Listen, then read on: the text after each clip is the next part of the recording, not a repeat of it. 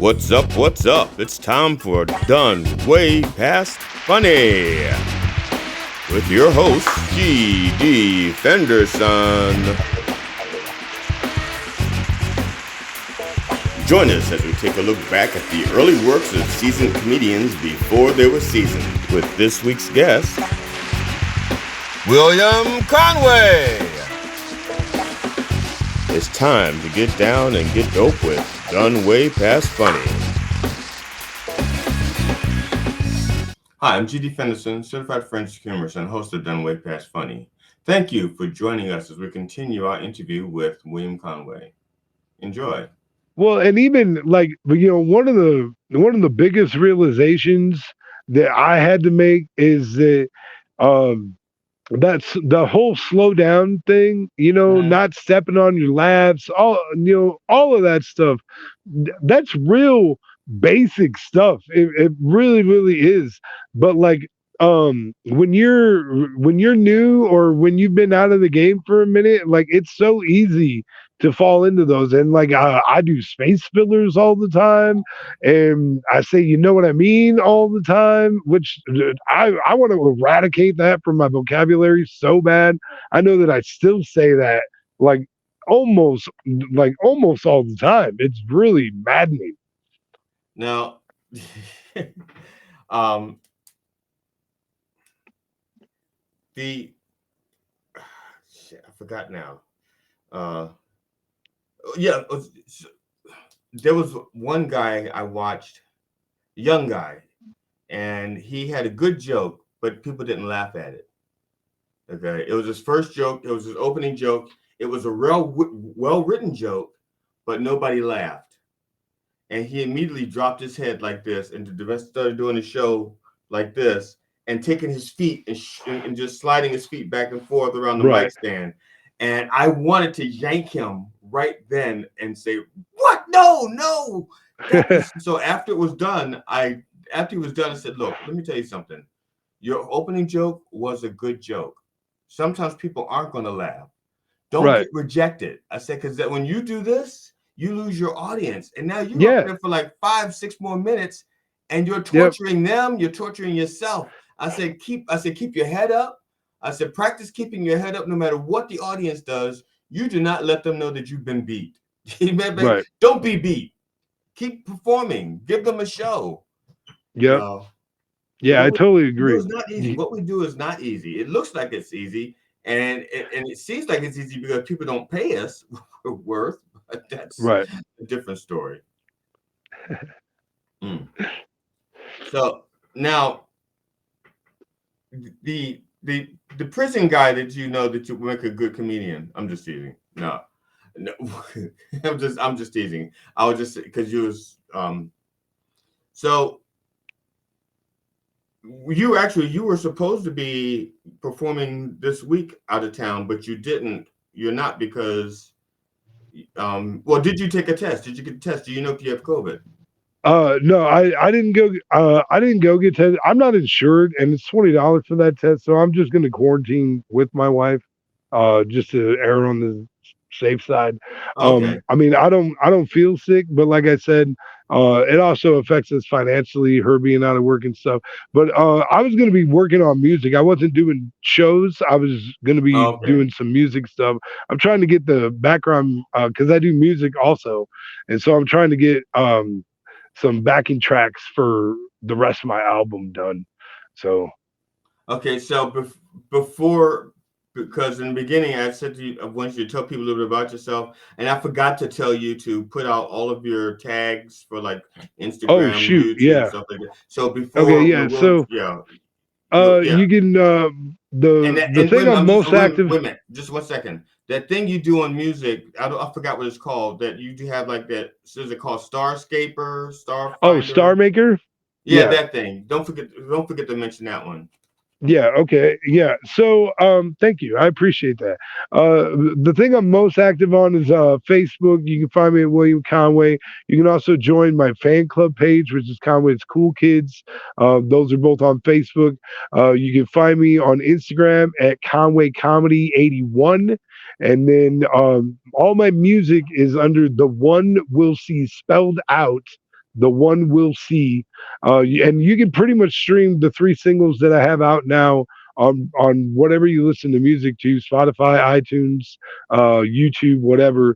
I have Get Up to Getting Down, Lonely Man, and Pain, and all three of those songs are completely different songs. That's one of the things that I really want to do as an artist, is that whenever I come out with a music single, I don't want there to be any chance that you have a preconceived notion of what it might be already. You know what I mean? Because I want to be able to give something different a lot of the time. You know what I mean? And not to say that I won't do like more country or more, whatever, but I'm just saying that, like, I don't want it to be obvious what it's going to be. You know what I mean? Yeah, you don't want And then somebody. You don't want so somebody to Star say like, Maker. "Yeah, I uh, got you." Go Yeah. ahead. And then Star Maker is just my name, William Conway. Um, and the Conway Cool Kids, Kelly does a great job at sharing my links and stuff. So I mean, I would definitely check that out, especially if you're interested in the links to the songs and stuff like that. And also check out Mind Dog TV, of course, if you want to support the Coffee with the Dog show and what we're doing there, or the Sunday morning show that the Rev does. All of that stuff, you can go to mynddogtv.com and click on support the show and find different, there's a whole bunch of different merch and stuff. And you obviously support our sponsors, helps us out tremendously. um, but yeah. Oh, and Cameo. I'm on Cameo now, and I will be adjusting that price probably today. I initially set my price at $69 because that's my favorite number, um, but I realized that that Why? may be Why is that your favorite number? I don't understand. because it's my favorite thing to do. Come on now, GD. Come Uh, on now, like. to pay $69 is your favorite thing No, to do. To pay sixty listen. nine I mean, dollars. I'm a very different person than I used to be, but I'm still pretty lewd in a lot of ways. Yeah. So yeah, no. There's nothing I like more than my face being buried. And You mean like an ostrich? I don't yeah, understand. You may have to sure, explain. sure. You may have to You know where I'm talking because about. I mean, how I'm sort explicit of do you want curious. this show to be, GD? I'm trying to be nice here. Um, I just want an adequate picture painted for my audience because I try to Well, break things listen, down okay, if for you're them. looking for an adequate picture, my favorite thing in the world is to have a girl sitting on my face and my penis be a thermometer in her mouth because she can't like do anything currently because she's too busy. So is your penis toxic? Like it's full of mercury? Is that what you're saying? You have a toxic. What? Are you saying you have a toxic penis full of mercury? Because they don't You even know, use mercury. it has been called the devil dick before. I have been I've been referred to in that way. Okay, like, okay, I got you. I think I like, understand. I think I oh understand. my god! All right, And speaking, this is digressed yes, tremendously. yeah, speaking What of were we? devil, We were talking about something of substance before. yeah, music. I think. Yeah, Oh you was yeah, music. explaining Well, Get Up to Getting Down. you was So explaining your fees on some oh cameo. yeah, 69. Yeah, I'm gonna change it though. I'm gonna change it to 1999 because that was the worst year of my life. Yeah.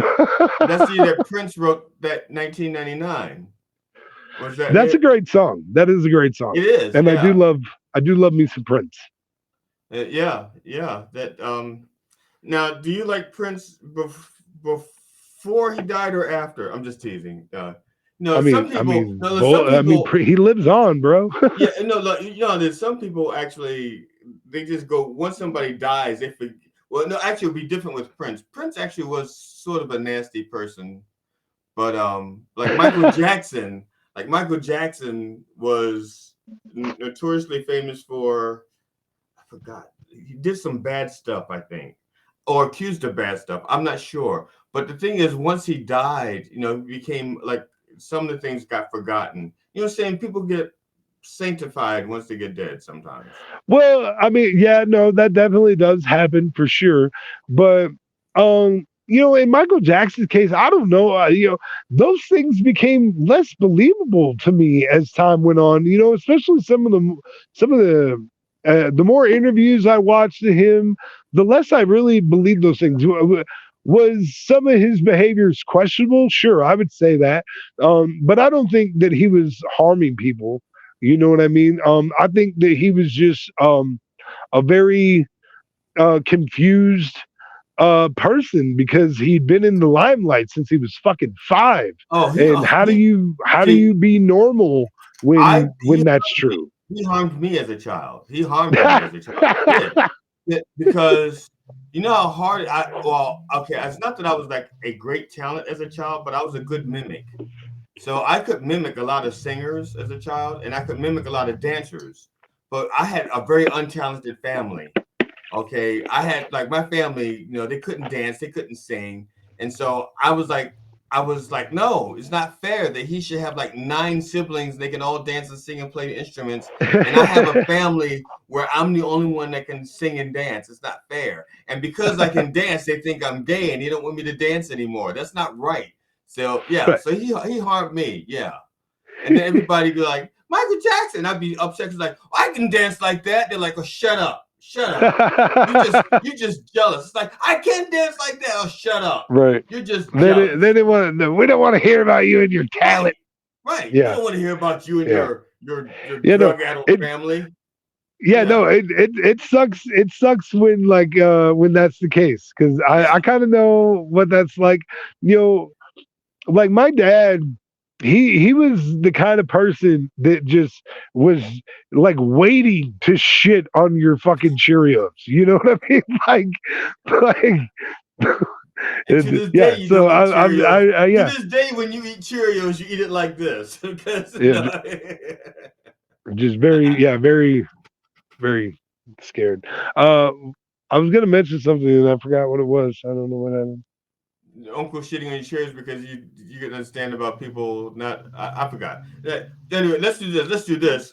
We actually we deliberately planned on forgetting what we were talking about so that we could play the next clip. Awesome. Um, That yeah, sounds like a good plan. and this is the third. This is part 3 of this, and this is the let's just say it's It's you'll the have to killer see it. part. Yeah, It's yeah. the killer part of the video. This is the killer part of the. Yes, thank you. That's a very appropriate way of saying it. Thank you. Yeah. Part 3 of Full Circle Book Co-op in Sioux Falls, Falls, South Dakota. South Sioux Dakota. Falls, South Dakota. Sioux Falls, South Dakota. Yeah. Yeah. I recently went home to visit my family. It's always good to visit home. Whenever I go home, me and my dad, we always watch a Western together. Any Western fans in here? Yeah. Yeah, a couple of you like the Westerns. Right, a couple more. It grew as we asked the question. That was wonderful. But I think my favorite part of a Western has got to be the slow death. I like the slow death of a Western. You go to a movie today, there's huge explosions, rapid gunfire, people die instantly. But in the Old West, people took their time to die because they had stuff to say. The first thing you always had to say was, "Dog, you shot me." You had to announce that you'd been shot because there was no way we were going to know otherwise, And then it's always followed by that little, "You tell Timmy that he gonna have to go on the drive with the herd this year."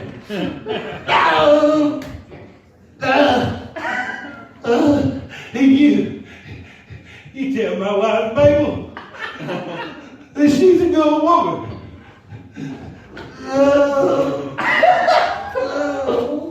It don't matter if she started out as a whore. She took a good bump with our 6 boys.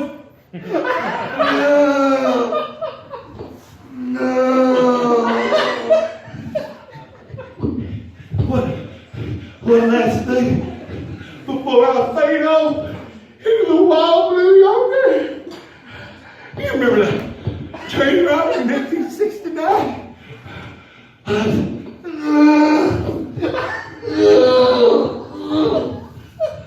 Those lead on Tommy too good. We buried the money. We buried it. It's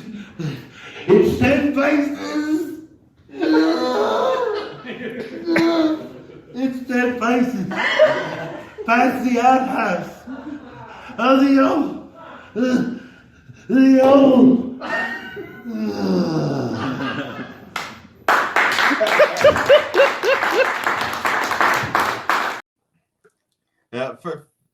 First of doing a bit like that, I would find it hard not to keep breaking up myself. You know. Yeah, like you really have to just go full in. You know what I mean? Like Yeah. there can't be a part of you capable of breaking, if you know what I mean, Yeah. in that sort of bit. Yeah. Now, Yeah, like what's the longest you've dragged out your death? In that? I mean, like probably just over 4 minutes, I think, is the longest death that I've ever done. And it's more groaning, and I've actually heard my voice before, groaning while dying, like all my like I actually the show I did on shrooms, I did like I died so hard that night that like for days afterwards I couldn't talk because I was just like groaning out like painfully so much that like I ruined my voice, and I've crushed a number of pack of cigarettes that I forget. I finally like made the I finally got to where I check my pockets before I go on stage, make sure I don't have shit, because and I've ruined pants. I've definitely ruined some pants crawling across some floors.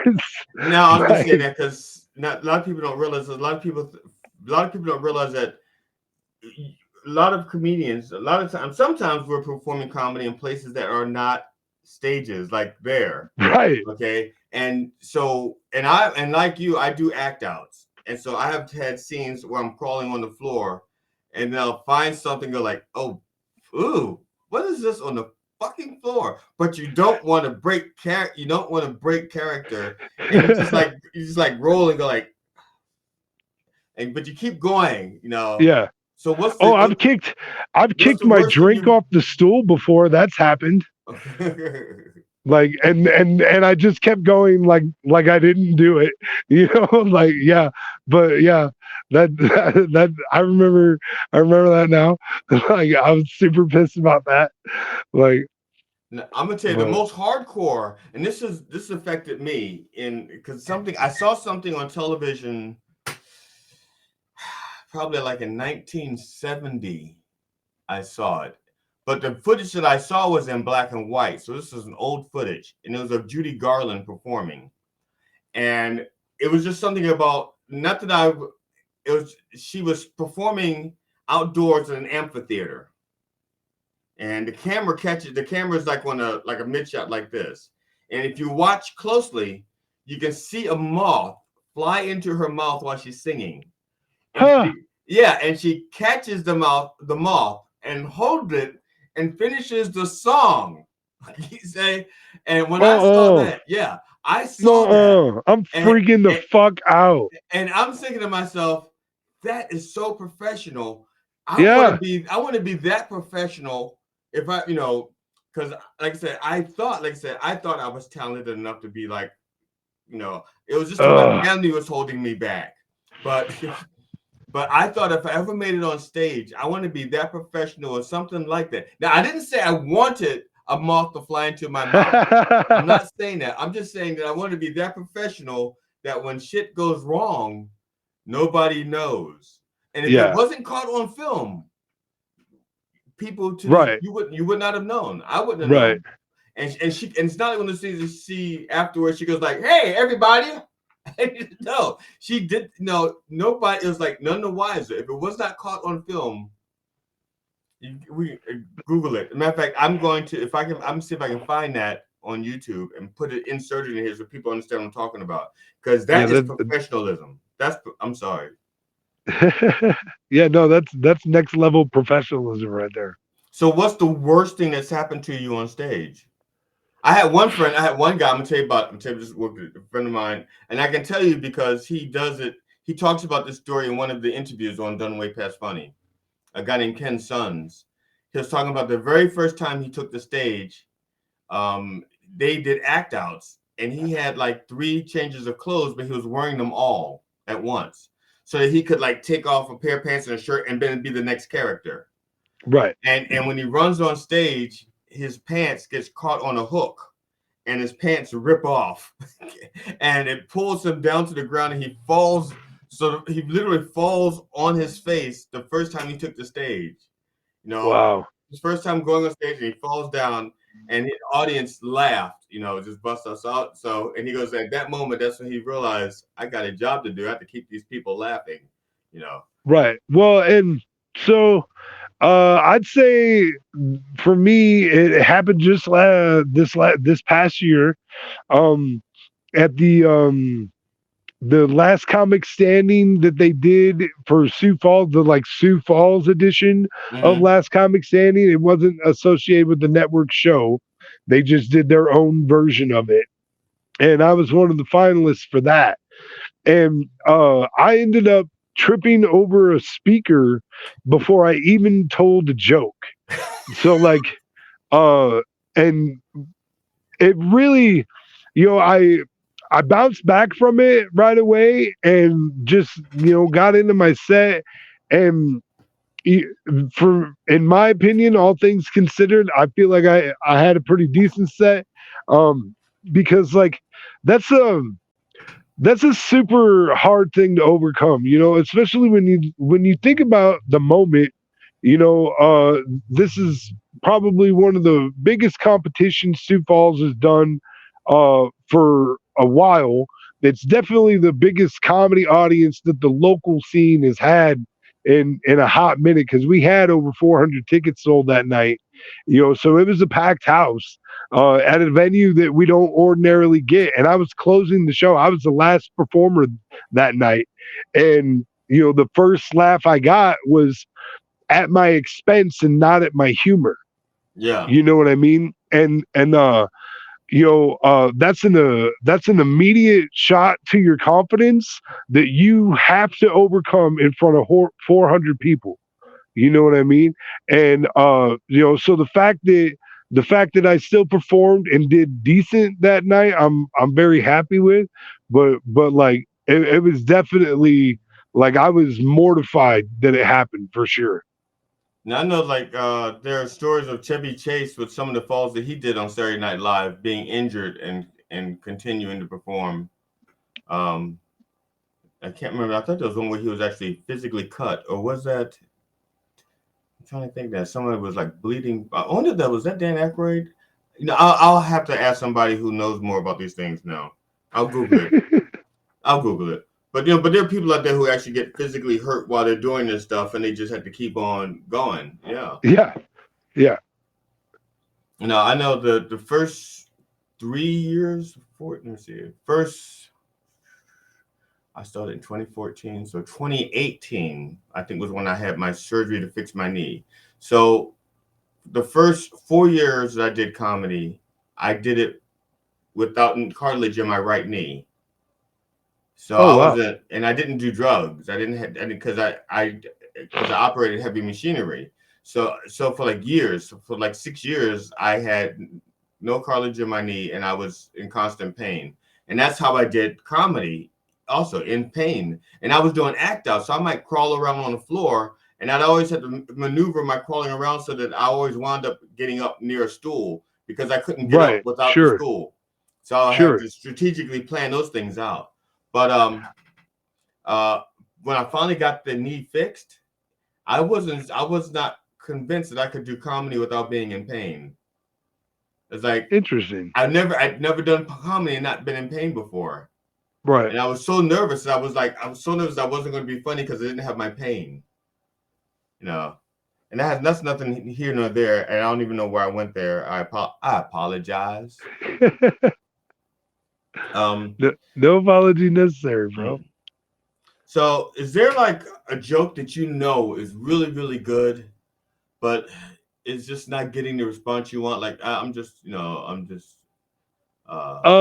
what? There. Oh my God, you would mention that because, and I quit doing it because it just wasn't. God, what was that? I can't remember it off the top of my head, but man, dude, I was trying to sell it so hard, and it just never got the laugh that I was thinking. But I can't remember. golly, it's probably. I'm sure it's in my phone. I tell you It's what. I tell probably you what we'll do, and I don't usually do this honestly, because it's going to take me a few days to edit this. If you think of it, literally record yourself doing it and send it to me, and I'll add it on at the very end. I'm just teasing. We're gonna have to I do mean, that. like I said, it's probably in my voice recorder because I voice record almost everything, and like even if I'm just having conversations with people, if something happens that I'm like, oh, that's a bit, you know what I mean? Like I'll go over to the side, I'll be like, give me a minute, and I'll go over here and I'll just take a second to do, even if it's 15, 20 seconds of like, don't forget to write about this or whatever, you know what I mean? Like, Okay. Do you have a that's imperative for me to fucking do. so do you have a joke that's really really good, but you can't do it anymore because it's too dated? Oh, dated? Yeah. Yeah. Okay. So, Well, even if it's not dated, if it's just the situation, like if it were, right. you know what Yeah. I'm So saying? I have stories that I tell. Like, so there's the Cinco de Mayo story that I tell, which you can really only tell that story Right. like around. I guess I've never really thought about it. Because to be fair, it being Cinco de Mayo has absolutely nothing to do with the story other than that's what made that place packed that day.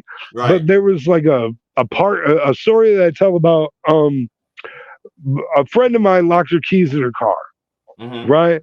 And she calls me up and she said, hey, I locked my keys in my car and I'm going camping with some friends. If you go get my keys out of my car, I'll just stop by in the morning and get them from you.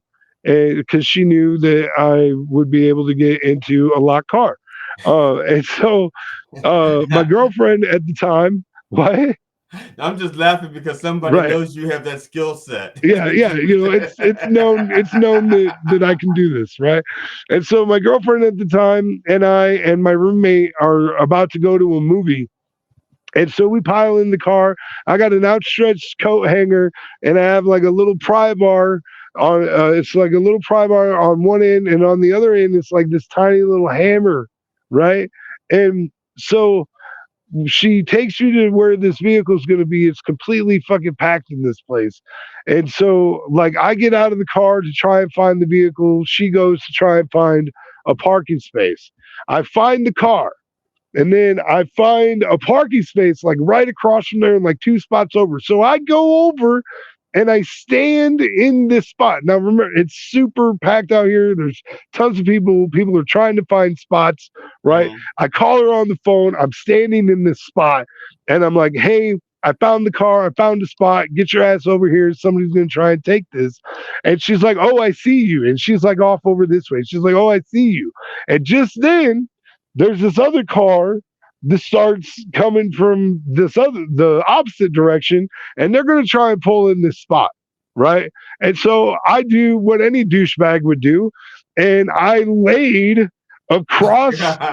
crosswise at the very beginning of the parking space. So to signify this spot is taken. You cannot have it, right? And which was a douchebag thing to do. It was okay.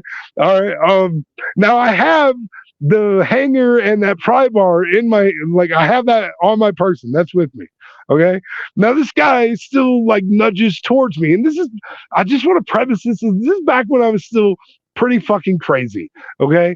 So And two so weeks this ago. guy like nudges towards me a little bit. And so I got up on my knees and I was like, dude, what do you like? And I point to my girl in her car and I'm like, she's gonna take it. Now this guy, he looks at his buddy in the passenger seat. And so I should mention this. There's three guys in this car. There's the driver, someone in the passenger seat, and somebody sitting right behind the driver. And the driver looks at the passenger and just kind of shakes his head and still comes at me. Right. And so I raised the fucking hanger and the pry bar in my hand. I was like, hey, don't think I won't fuck up your shit. Right.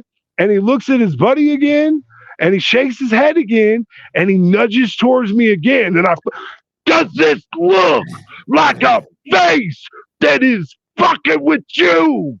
I will kill all fucking three of you before I let you have this fucking spot. Move the fuck on. And dude looked at his homie and he just put that shit in reverse. Like, never fucking mind. This fucking dude is crazy. Like, and that's not how you behave. I just want to put that out there. This is not how we should be interacting with each other. I understand that today, but at that time, I thought that was a perfectly acceptable thing to do. My girlfriend pulls into the space. And she's just like, she can't believe what she just witnessed. She is so embarrassed, right? But my roommate in the back seat, fucking Johnny, is just losing his fucking shit laughing. He's laughing hysterically. And he was like, bro, I gotta ask you one question. He's like, what would you have done if those guys got out of the fucking car? And I was like, listen, bro, I could tell by looking at them that those motherfuckers weren't getting out of the car unless I actually damaged it. But in that case, had I damaged it and they got out of the car, obviously the owner of the car is going to be the first one out and trying to attack me. And I am going to stab him in the chest with this pry bar. And then the guy behind him is going to get the hammer in right in his dome. And if the guy on the passenger side didn't dip out, well, I'm probably just going to choke him out with this outstretched hanger I still got. And he was like, I don't ever want to make you mad, bro. like how you even see all that and just like this, you know? And I'm like, I don't know. That's the way I'm broken, and that's why I try and be nice. You know what I mean? Like,